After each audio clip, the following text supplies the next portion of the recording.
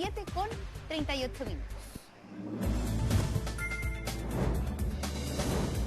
Raya para la Suma es presentado por Scotiabank, impulsando posibilidades. Y como siempre, Raya para la Suma lo trae, por supuesto. ¿Quién más que Cristian Pino? ¿Cómo está, Cristian? Muy buenos días. ¿Cómo anda todo? ¿Todo bien? Ayer nos encontramos con un estudio que realiza el INE durante el año anterior, el último trimestre, que tiene que ver con los sueldos, una radiografía a las remuneraciones. Y si bien se compara el año 20 con el año 2019 hay leve incremento, la verdad es que las cifras no dejan de llamar la atención porque estamos hablando de sueldos bajos. Vamos a ver nuestras láminas para darle cuenta de lo que da como información la encuesta suplementaria de ingresos del INE. El ingreso medio, es decir, el promedio, cuando se toman todas las remuneraciones de las personas que están ocupadas y se saca un promedio, llega a 635.134 pesos. Ahí hay un incremento de 2.4%, pero el ingreso mediano, es decir, se toma persona a persona en términos muy simples, todo lo que va ganando y se sitúa en la mitad, es de 420.000 pesos. Hay 50% de los trabajadores chilenos, las personas ocupadas, que ganan esa cifra. Esto es un incremento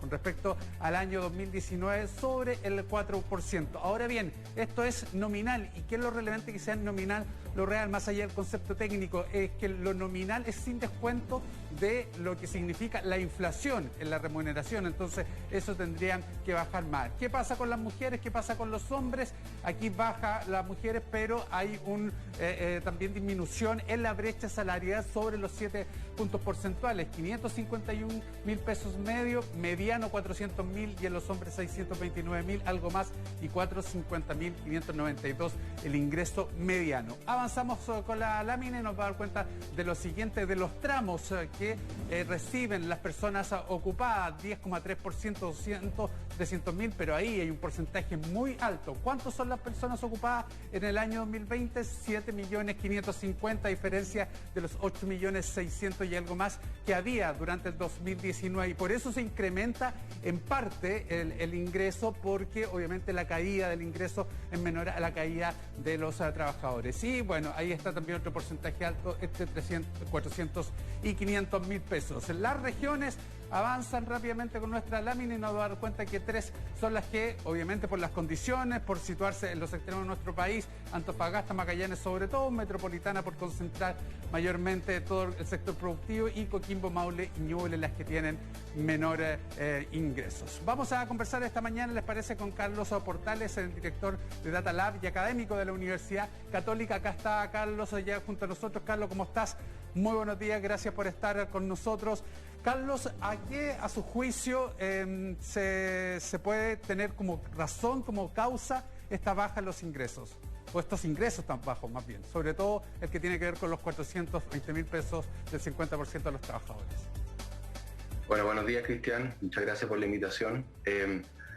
La verdad es que esta encuesta nos muestra una gran catástrofe que estamos viviendo en Chile. Aparentemente hay algunos números positivos, pero la verdad que si uno mira 2 o 3, a mi juicio, cifras centrales, tenemos primero una debacle en términos de pérdida de empleo, ¿no es cierto? Hay que recordar que Chile se demoró 10 años, desde el 2010 al 2020, en crear 2 millones de empleos, desde 7 millones de empleos a 9 millones de empleos del 2010 al 2020.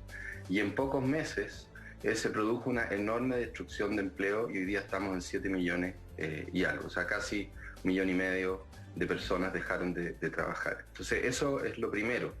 Lo primero que hay que constatar es que tenemos una gran pérdida de empleo con todo lo que eso significa. En segundo lugar, aparentemente hay algunas mejoras en ciertos segmentos, pero la verdad es que el segundo gran efecto o el segundo gran impacto que vemos en las cifras tiene que ver con la desigualdad. Aquí se producen aumentos en desigualdades fundamentales, ¿eh? La desigualdad, por ejemplo, entre hombres y mujeres en cuanto a sus ingresos, ¿no?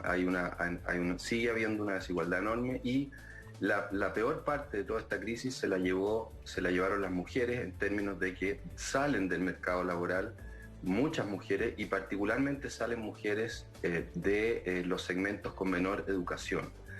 Por lo tanto, esos son cargos, son funciones que las empresas probablemente consideran más reemplazables y tenemos ahí un factor entonces que aumenta aún más la pobreza y esto lo tendríamos que conectar con los índices de pobreza multidimensional de la encuesta CACEN, y veremos que hay sectores que ya tienen una alta vulnerabilidad que se vieron enormemente afectados con esta caída en el empleo. Yo diría que esos son dos factores fundamentales que nos muestra esta encuesta. Carlos, las medidas que se han tomado para la creación de empleo, para incentivar de alguna manera el regreso, ¿no es cierto?, de las personas a recuperar sus empleos, ¿están bien orientadas o debieran tener alguna modificación, tal vez ser incluso más ambiciosas? Tú señalabas 2 millones de empleos, claro, de los cuales se ha recuperado una cantidad importante, pero todavía queda alrededor de 1 millón de personas que simplemente perdió su trabajo en este periodo. Sí. Bueno, buenos días, Polo. Lo que pasa es que hay medidas de corto plazo y de mediano plazo. Hay medidas que son más inmediatas. Yo creo que es evidente que las ayudas y los ingresos suplementarios derivados de transferencias del Estado llegaron tarde. Esta encuesta lo muestra. También la capacidad de generar empleos de calidad también se ha visto muy mermada y entonces tenemos una economía.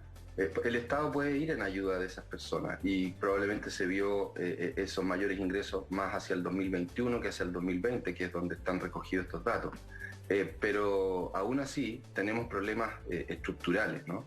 Por un lado, entonces, tenemos una ayuda tardía, insuficiente, poco focalizada, por muchas razones, entre otras cosas, un déficit de datos de calidad para poder llegar a los hogares que efectivamente lo necesitaban. Ustedes recordarán cajas de mercadería y otros apoyos que llegaron a familias que simplemente no lo necesitaban, y aquellas que lo necesitaban no lograron captar esas ayudas. Después eso se fue solucionando un poquito cuando se fue universalizando un poco el apoyo, pero aún así tenemos una economía que sigue dependiendo mucho de empleos de baja calidad. Tenemos una economía que en un amplio número de sectores depende de empleos con poca educación, con pocos niveles de competencia, de capacidad. Y este país lo que tiene que hacer es desarrollar competencias, capacidades. Sí, y eso tiene que ver con incorporar tecnologías y con incorporar otro tipo de avanzar en la cadena de valor, en la cadena productiva y de manera de incorporar empleos de mayor calidad, y eso nos va a hacer mucho más resilientes respecto a este tipo de crisis. Carlos, una pregunta última cortita, por favor. ¿Se acaban ya a fin de año los apoyos, los IFE laborales? ¿Qué pasa con estas cifras que hoy día se ven a lo mejor algo ayudadas por estos bonos que se reciben, pero ya a fin de año no? ¿Es una situación preocupante? ¿Es una situación que puede generar otras consecuencias?